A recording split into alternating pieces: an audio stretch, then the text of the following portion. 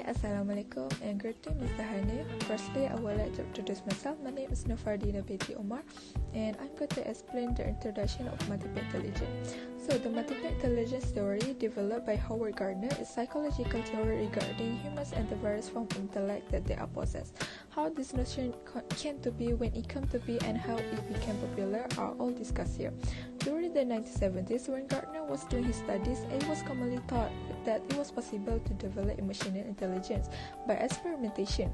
They discovered that when it came to the IQ scores, people typically thought and accepted that you are born with specific type of intellect, and that's what you had your whole life, and that this was the IQ score.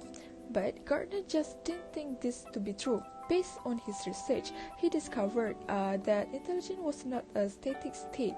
It wasn't something you are born with it, and it was something you had to deal with for the rest of your life. Secondly, he argued that these IQ tests were mostly focused on measuring certain kinds of intellect, which is excellent. But you also should consider testing thinking abilities. On this exam, person may have variety of kinds of thinking, not simply logical reasoning types, and they can also have types of spatial reasoning. There are many different sorts of intelligence that other human beings possess, and it is fascinating hypothesis to consider.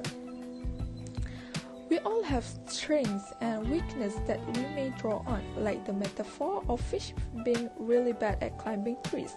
So that's the truth of humans.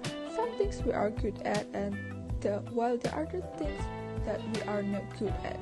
During the 1980s, this notion acquired widespread acceptance.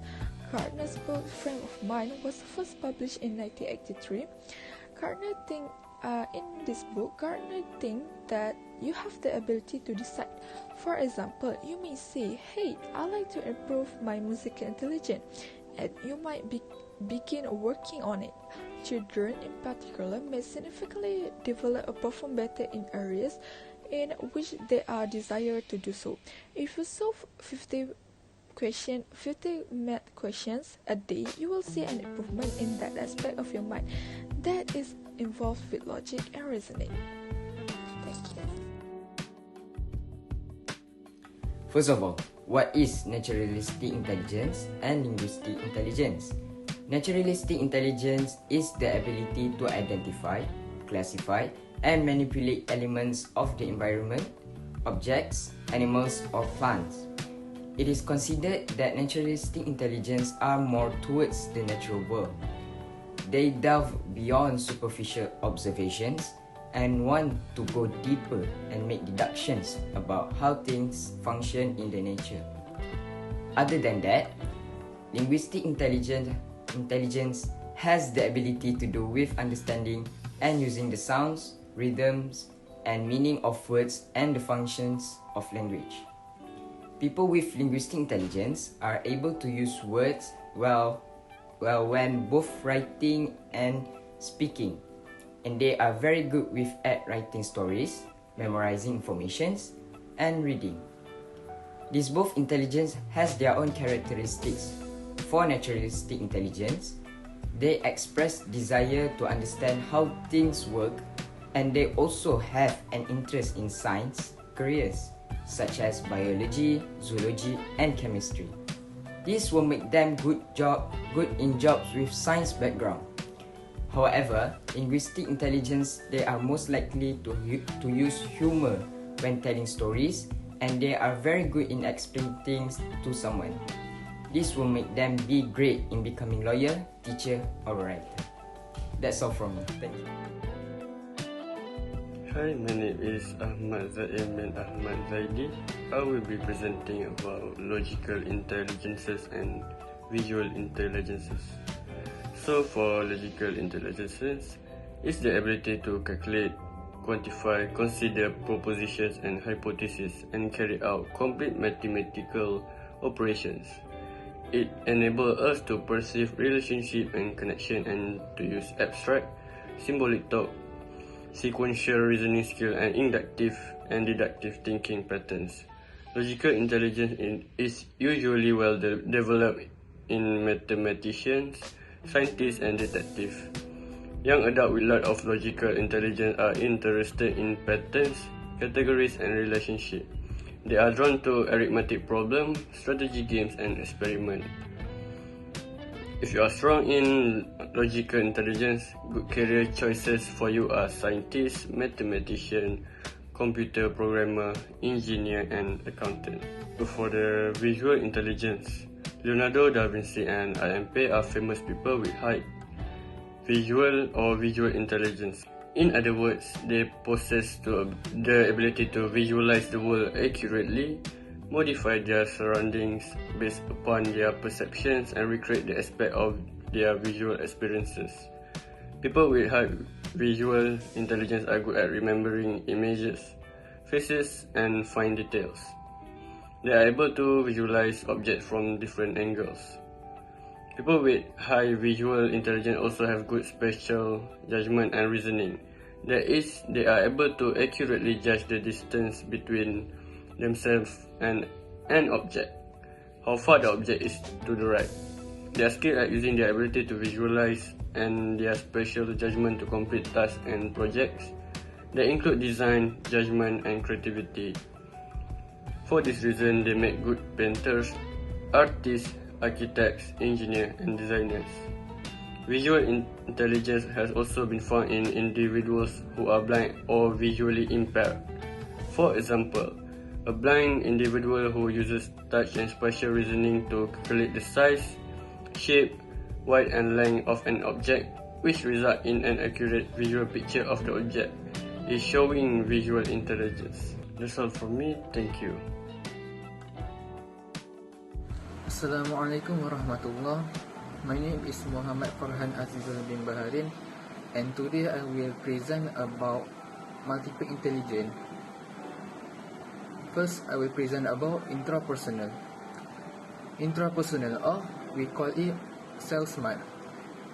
Intrapersonal is individuals who are strong in intrapersonal intelligence, are good at being aware of their own emotional status, feelings and motivations.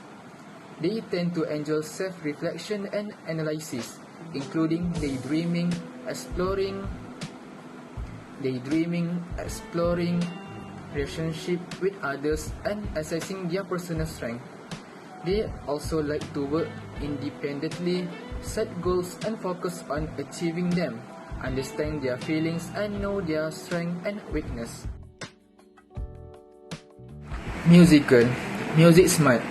People who are strong intelligence are good at thinking in pattern, rhythm and sounds. They have strong appreciation for music and are often good at musical composition and performance. It is typically of people who an innate ability to learn different sounds, which translate into a great ability to sing, listen to music, play instrument, compose songs, enjoy concerts and follow different rhythms. This type of intelligence may notice off-key notes that others do not and can easily memorize songs and tunes. Kinesthetic intelligence. People with bodily kinesthetic intelligence process information through their bodies, through muscles, sensation and movement. Their bodies are their avenue to learning and understanding any content, enjoy physical emotions and dance. Personal intelligence, processing information through other relationships, the ability to understand and interact with others effectively. Effective communication includes both of verbal and non-verbal communication and the ability to notice differences between others. Young people with intelligence and surrounding leaders are good at communicating possible jobs. Teacher, nurse, salesperson, and politician.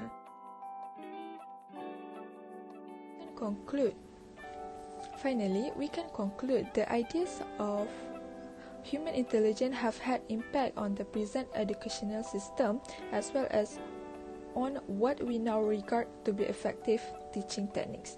A few of the most well-known current theories of intelligence include Sternberg's theory of intelligence and Gardner's theory of multiple intelligence. These theories have pushed educators to re-evaluate their definition of what constitutes intelligence. Modern conceptions of intelligence today consider a student's cultures, social and individual interests, among other things. Educators are increasingly varying the instruction in order to fulfill the intellectual demand of their students in order to cater for this. As demonstrated by the example offered, these modifications are having a favorable impact on students' educational results. That's all from us. Thank you, Mr. Hani, for listening.